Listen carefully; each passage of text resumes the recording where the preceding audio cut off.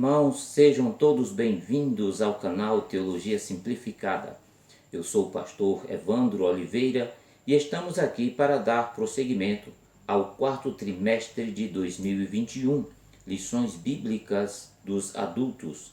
Estamos estudando sobre o apóstolo Paulo, lições da vida e ministério do apóstolo dos gentios para a Igreja de Cristo.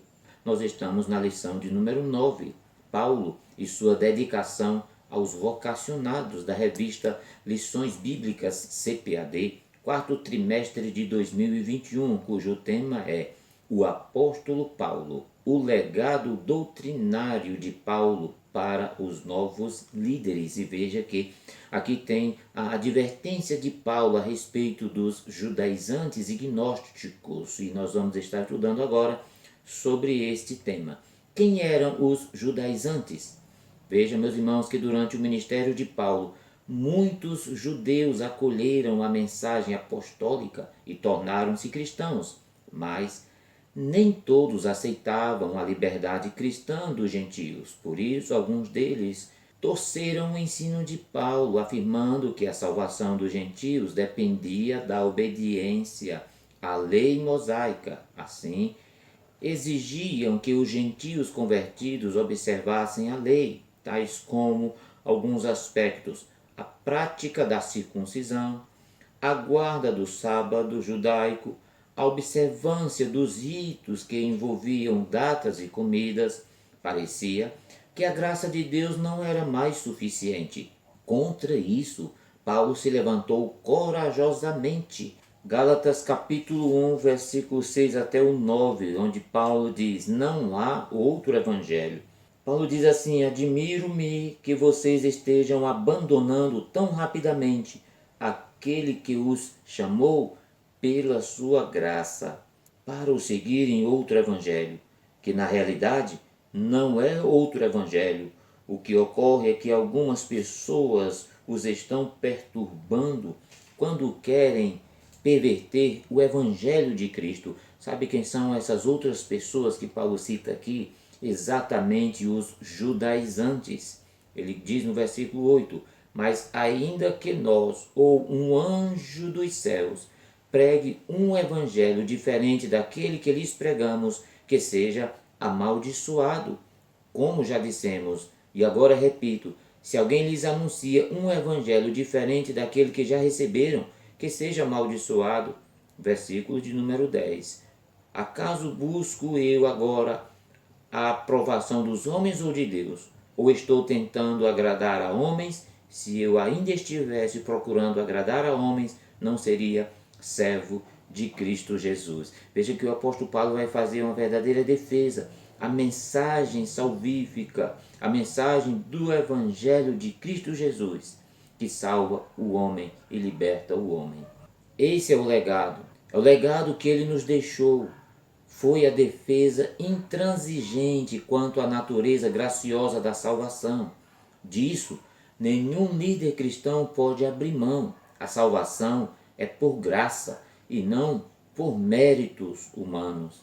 Veja, meus irmãos, que o fruto dos discursos inflamados de Paulo produziu conversões não só de judeus, mas também de muitos gentios e amigos dos judeus que aceitaram a mensagem e tornaram-se cristãos, mas alguns deles não conseguiam desvencilhar-se do judaísmo. Essa insatisfação dos judeus que se diziam convertidos a Cristo começaram a torcer o ensino genuíno de Paulo, afirmando que a salvação dependia da observância da lei mosaica e que os gentios deveriam obedecer a essa lei para serem salvos. Entre as observâncias da lei estavam a prática da circuncisão, que era um rito moral e físico específico, especialmente para os homens, e também a guarda do sábado judaico e outros ritos que envolviam datas, que envolviam comidas, e tudo isso era exclusivo dos judeus, e na verdade esses judeus não haviam entendido a doutrina da graça de Deus. Para eles, A graça de Deus não era suficiente para a salvação, pois queriam de fato acrescentar essas leis, esses ritos à fé cristã. Por isso, Paulo teve que ensinar que a graça de Deus era suficiente para obtermos a salvação em Cristo Jesus. Veja, meus queridos irmãos, que Paulo, aos Romanos, no capítulo 3 e o versículo 24, ele diz: sendo justificados gratuitamente pela sua graça, pela redenção que há em Cristo Jesus.